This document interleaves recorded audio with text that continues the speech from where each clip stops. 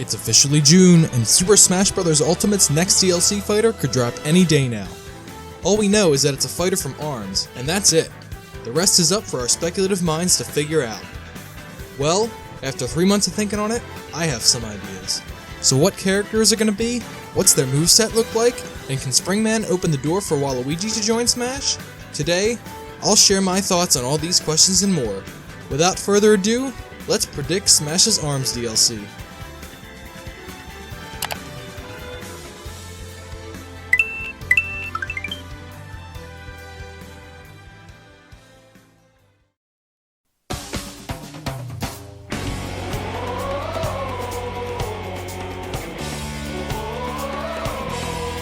ARMS is filled to the brim with incredible character designs, and Nintendo has told us that all of them have a chance at the Smash spotlight. Will it be Twintel with their time-stopping abilities, or maybe Helix and his stretchy body? Normally, I would guess that each ARMS character would be a Smash Bros. Palette swap a la Hero or the Koopalings, but each of their unique body shapes and abilities seems to rule out that possibility. For this discussion, I'm also discarding Springman, since he's already an assist trophy. I mean, there's no rules saying it couldn't be him, but I just don't see it happening, especially since he's one of the most basic of the ARMS cast. On a personal note, if Springman gets in as a Smash fighter, the Waluigi fans would never stop whining, and I really don't want to listen to that for the next year and a half. The way I see it, 2 specific ARMS characters have the best shot at being Smash's next challenger. First up, Min Min! Despite the fact that she's not on the box art, Min Min is still an incredibly popular ARMS character. She won her game Splatfest like Party Crash, and frankly, she's just as synonymous with the ARMS brand as Springman. She's also super unique. Her ramen design and dragon arm are both fan favorites, and she's also the only combatant in ARMS who can use her legs and kick. In my opinion, all of these factors set her up to be the ideal candidate, and she's also the ARMS fighter I most want to join Smash Bros. If Min Min isn't chosen by Sakurai and his team, then I think the next most likely pick is Ribbon Girl! Ribbon Girl is arguably ARMS' second mascot after Springman, and she is certainly ready for Smash. Yes, she already has a Spirit and a Mii costume, but I don't believe either of those things lessen her chances. Ribbon Girl's ability in ARMS is a higher extra jump, and that could very easily be worked into her Smash Bros. Moveset.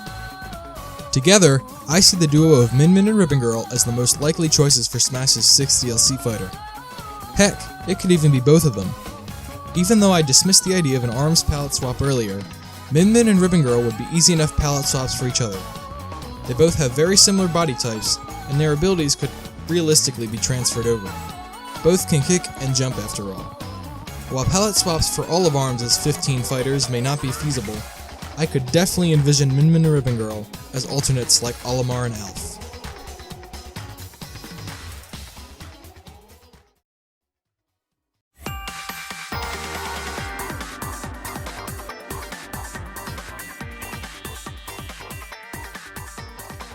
Any ARMS fighter presents a unique challenge in terms of the Smash Bros. Moveset. In order for the character to remain true to their roots, they essentially need to have all ranged attacks. Thus, I'm thinking that their tilts and smash attacks will likely be very similar in range and style to Simon and Richter's whip moves. Each attack will be slow, but powerful and far-reaching. However, there will be one important difference between the Belmont's whip and this new fighter's ARMS. The ARMS character will have to play like a projectile zoner. In ARMS, only the fist or glove at the end of the fighter's arm has a hitbox. The arm itself doesn't do anything. In Smash, I can see this translating something like this. Even though the ARMS character is technically punching, the hitbox on the attack moves like a projectile with the front glove. Naturally, the attack would not have a hitbox as the arm returned to the fighter. Now at first glance, this may seem like a really bad moveset. After all, a boxing-type fighter who has to play like a projectile character is weird enough, let alone their slow move speed and condensed hitboxes. However, I believe that the ARMS fighter will have a couple unique abilities to balance out these weaknesses, and they are both mechanics that Smash has never seen before. In ARMS matches, the player can control the fighter's right and left arms independently of each other. In that game, this opens up a number of strategies regarding when and where to send each of your arms to keep your opponent guessing. In Smash Bros., I think this mechanic could be replicated by letting the arms fighter use 2 different moves at once. As crazy as that sounds, hear me out. Normally in fighting games, you have to wait for an attack animation to finish before performing another move.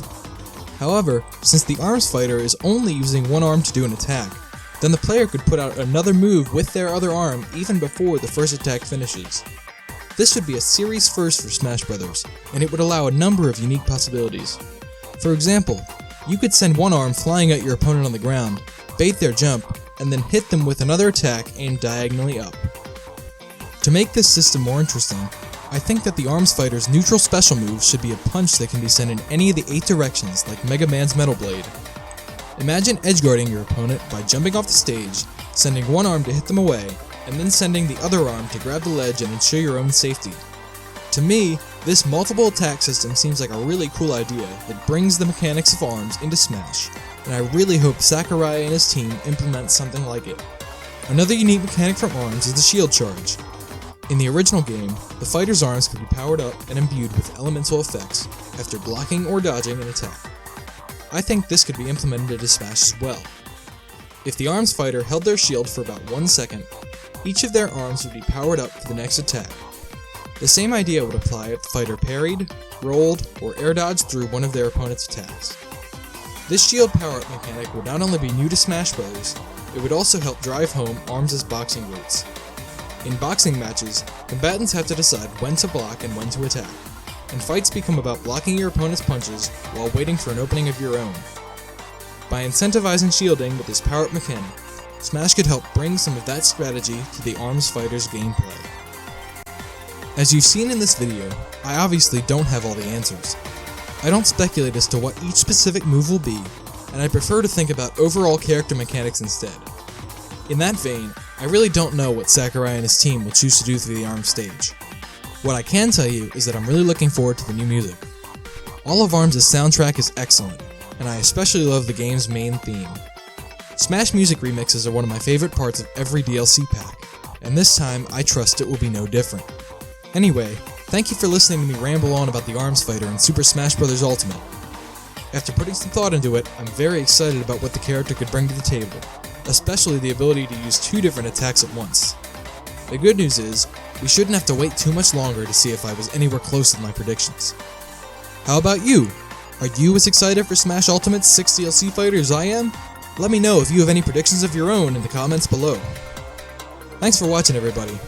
I'm relatively new to the YouTube space, and like my name suggests, I want to pursue it purely as a hobby. I don't have a full content plan.